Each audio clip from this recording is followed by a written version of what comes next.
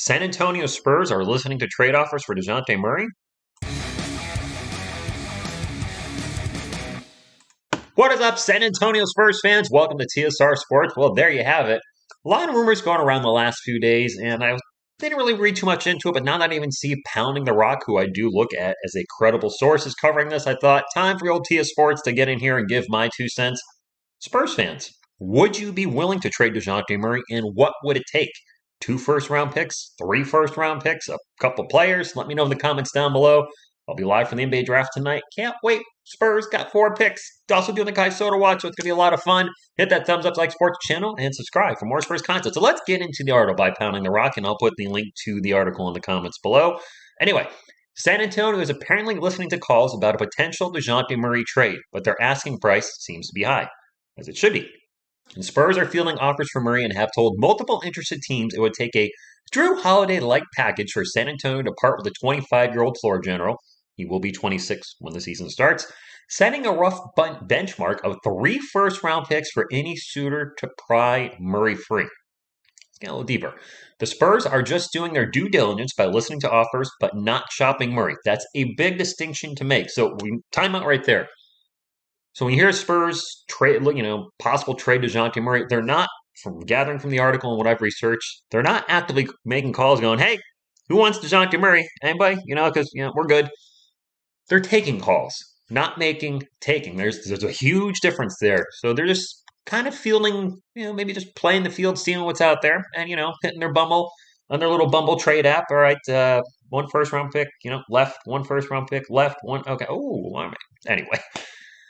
Second, a Drew Holiday-like package is a huge ask. The Pelicans got 2 first-rounders plus 2 pick swaps, as well as Eric Bledsoe and Steven Adams in that trade. Almost every player in the league would probably be available for that type of haul, so it doesn't seem like the Spurs are particularly motivated to make a move, and I don't see why they would be. I know there's been some talk about the Spurs possibly moving Jakob Poeltl. It seems like for the right price would have shopped him last year. When I start going down that road, I'm like, all right, so Dejounte Murray maybe would trade for the right price. Jakob Poeltl trade for the right price. Are they going full, complete rebuild? Just break it all down, because those 2 players have been part of the team the last 3 years. And the last 3 years, and they've been an important part of the team has had a losing record.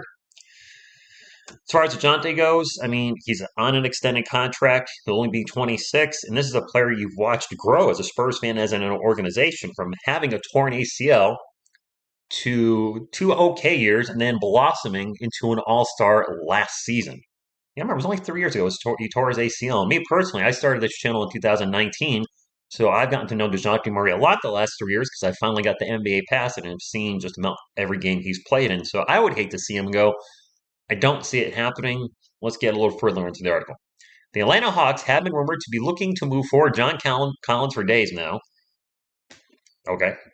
So it seems to make sense to contact Spurs general manager Brian Wright to gauge his interest. It seems like the discussions didn't go too far. And John Collins seemed like a player maybe I won a couple of years ago. But at this point, I think I'd rather go with somebody fresh and new in the draft if we can get a capable power forward. If we move up or whatever it may be, I think my interest in John Collins, especially what I've read, maybe there might be some attitude there. I'm not for 100% sure. I think I'm good with it. I'm not trading Dejounte Murray for John Collins at this point. I probably never would, but I'm definitely not interested in that. Anyway, for the Spurs, it's smart to consider anyone as untouchable at this juncture. Okay, that's fair. The team is the playoffs, and while Murray became an all-star, he doesn't seem to be a franchise player yet. He's getting there, but franchise player, what more do you want from the kid? 21 points per game, 8 rebounds, 9 assists, led the league in steals, 2 a game.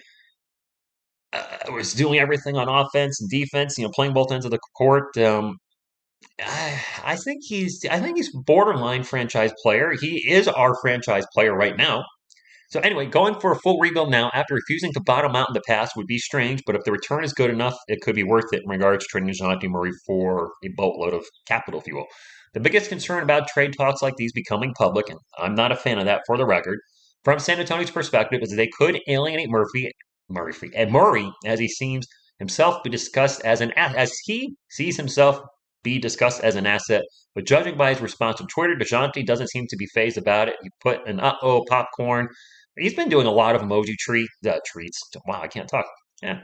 very early in the morning. A lot of emoji tweets on the Twitters, and I'm not going to address them. I'm not going to make a video about a tweet unless he's actually writing something, an emoji. If he's actually writing something like, the Spurs trade me, whatever, I don't care. Something, something that makes you go, whoa, Dejounte. What? I mean, when you put it in writing, that just kind of spells it out. But if you put up a popcorn emoji or a poop emoji or whatever he's been doing, whatever. When there's a little more substance to it, then I would definitely cover it. But I think he's just trolling right now. I mean, being cryptic, he's trolling, whatever. We'll close the article with a Murray trade seems unlikely, but shouldn't fully be ruled out. Every year, Spurs fans, every year, these rumors pop up, and more often than not, the Spurs don't make trades. However, last season was a little different. Bryn Forbes rumors started to kind of get out there, and he was traded. Thaddeus Young rumors started to pop up, and he was traded. Jakob Poeltl rumors started to pop up. Almost traded. Really, the only surprise last year was Derek White. That kind of came out of left field to me, and then he was gone. And the Derek White trade kind of made me, in closing this video, think, you know what? Maybe they do trade him for the right price, and they would be asking a ton. And I don't know if teams are willing to give a Drew Holiday-like package. I don't see him getting traded. I really don't, because now you're starting over at point guard. I mean, are we ready to hand over the reins to Trey Jones or Josh Primo to run the offense? I'm not. I like Trey Jones. I thought he was fantastic as a backup, had a phenomenal assist-to-turnover ratio. He's undersized in today's NBA, doesn't have a three-point shot. So if he's out there running the offense, and you got two guys now that are just causing the defenses to collapse in the paint and shut down our guys that already put their heads down and drive into the paint, Kelvin Johnson, Levy Kelvin, but, it is what it is. But granted, Dejounte Murray's not a great three-point shooter, but he can hit the three, and he's about 33% for his career. He's our second best rebounder, which he shouldn't be, but that's what we got right now. And I can't see the Spurs, after investing so much time in developing this player that came back from the torn ACL, giving in a contract. I don't see any way that he's traded. If he is traded, okay, I don't know where we go from there. The Derek White trade did open the possibility that nobody's untouchable. I thought Derek White and Dejounte Murray would be our starting backcourt over the next, I don't know how many years. They're not. Jakob Poeltl, we could see a surprise trade coming up soon. I don't know what the Spurs are going to do. We've talked about this, and you've said it in comments, and I've said it closing videos. There's so many huge question marks in this offseason. We have 4 picks tonight. I can't believe we still have 4 picks. I thought for sure we would have traded one by now. Maybe it'll be a trade during the draft. If we draft 4 players, then that means we're definitely moving on probably from some players that are on the roster that are free agents, such as Lonnie Walker, maybe trying to move Josh Richardson, Doug McDermott. It's a fun time. It's maybe a little confusing, exciting, but also maybe a little stressful because there are so many things that could happen tonight and over the next few weeks and few months. That's all I got, Spurs fans. Again, I'll be live tonight.